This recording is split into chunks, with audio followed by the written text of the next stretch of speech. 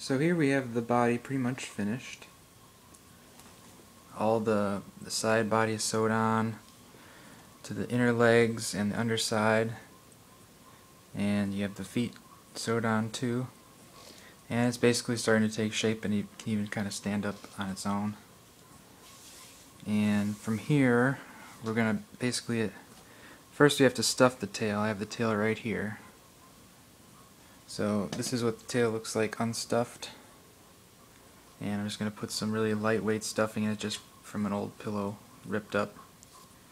That gives it nice volume, but it doesn't weigh it down a lot, so the body can't stand up. So basically we just have body like that, and the tail is going to attach right there, and it'll look a lot better when it's all stuffed. So I'm working on that for a while. I'm also working a bit on putting the head together, which is a lot more intricate than the body and takes a little more time. Gotta design some things, like for the mouth particularly, which I usually make special for vinyl scratch. And I'll get to work stuffing that. I basically just use the same method as turning it inside out. I just basically put some stuffing inside and then use a pencil, just push it into this certain little pointy areas, and get it some nice definition with the stuffing. So I'll work on that for a bit and we'll update you as we go.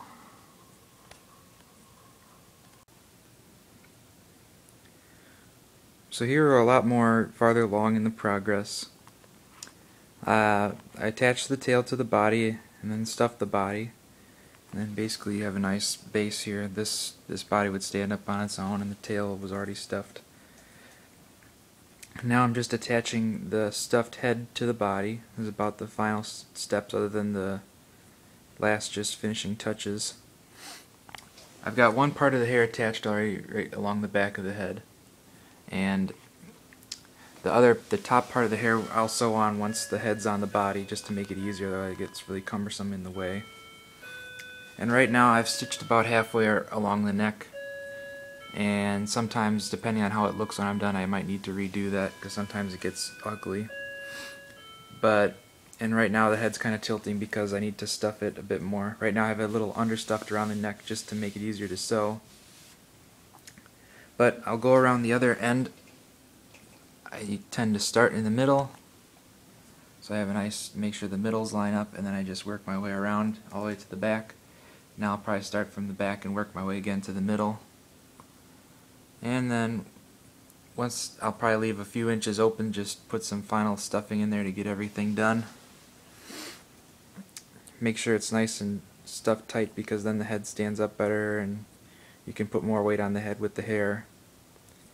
And after that's done, I'll sew the hair on the top, get it looking all good, sew the hair where it needs to be.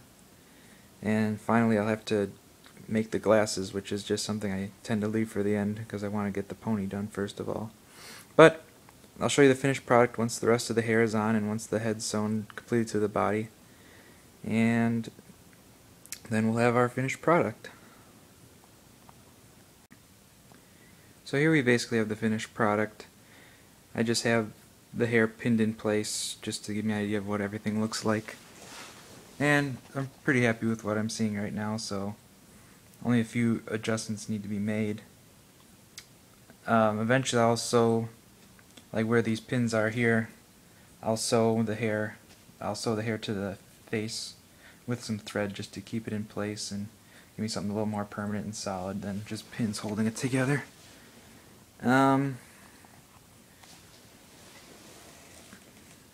Everything's in pretty good proportion compared to how I envisioned it, just the shape is a little off, but you can't really help that now, so I'll position everything just to make it work what looks best to me. Some things I see right now is basically like right here there's some wrinkling. Might be a little hard to see with the light right now. Okay, there's some wrinkling there, which means it's a little understuffed, so I'm going to have to just detach a little portion of the head to get some more stuffing in there, because right now the head's kind of sitting a little lopsided and droopy, so I want it kind of nice and straight. And other than that, it's just about done. Gotta make the glasses, but that's how it looks for right now, And once I get everything set, I'll take one last video to show you everything finally completed. This is the final version of Vinyl Scratch Plushie. I've had it done for quite a while now, but I just haven't gotten around to finishing up this video, so now's the time. And as you can see, all the final little additions have been made. The hair's been sewn on permanently to the head in several places to keep it in a certain position and pose. I made the glasses a lot better than the old ones. You can see they're a lot bigger, they cover the eye entirely. I redeveloped the pattern so that it wasn't just a mirror image of each other, that it didn't look quite right with the designs on the glasses. And here you see that I made a little mouth for the front that's a little special for this one, and just kind of sewed it on there by hand. And as before, overall I'm fairly happy with how it turned out, and the only major regret I have with the design that I made was how this hair on the right side is awfully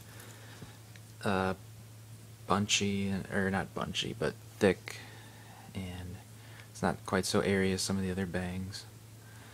And if I do it all over again, that's probably the only thing I would change, but overall I'm very happy with how it turned out. So that's everything that goes into a plushie, and that's the results you get with it.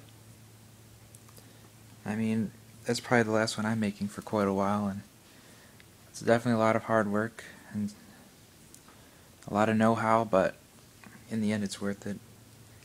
You have something that'll probably last you for quite a long time, and something you've made yourself in exactly the way you want it, or at least to the best of your ability to the way you want it, so gotta be proud with that.